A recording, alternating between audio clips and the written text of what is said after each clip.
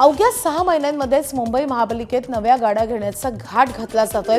पालिकेतील अनेक समितीच्या अध्यक्षांच्या ताफ्यात सध्या स्कॉर्पिओ इन ही गाडी आहे, मात्र या गाड्या बदलून इनोवा क्रिस्टाला इन करण्यात आले।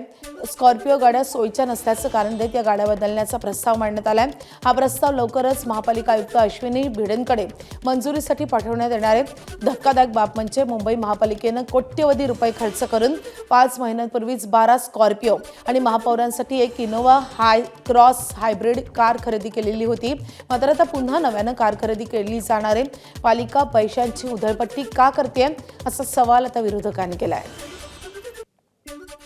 सर्वांनी मिळून आम्ही मागणी केली होती की आता जी वाहनं आम्हाला दिलेली आहेत या गाड्या बदलण्यात याव्या याविषयी तक्रार होती आणि त्या पद्धतीने प्रशासनाकडे आम्ही गटनेत्यांच्या बैठकीत आम्ही मागणी केली होती।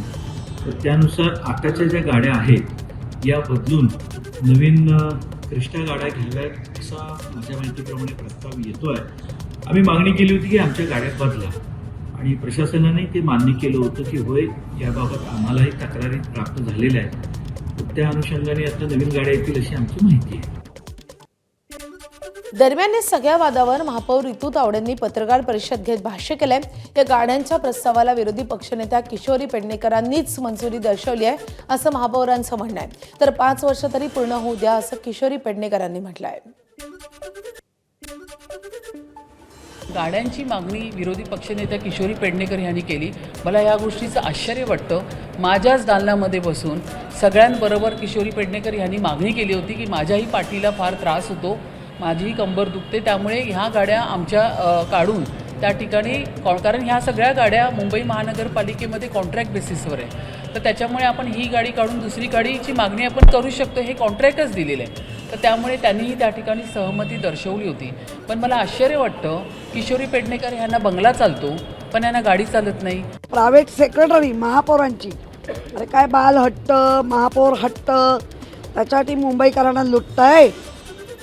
या गाड्यांची आत्ता 5 महिने झालेत, 5 वर्षासाठी गाड्या घेतलेत आणि तुम्ही आता ह्या तक्रारी करून जर आयुक्तांनी असं काही केलं तर आम्ही जे 4 वर्षासाठी तुमच्याकडे मागतोय श्वेतपत्रिका की आम्हाला द्याच, हे काय चाललंय?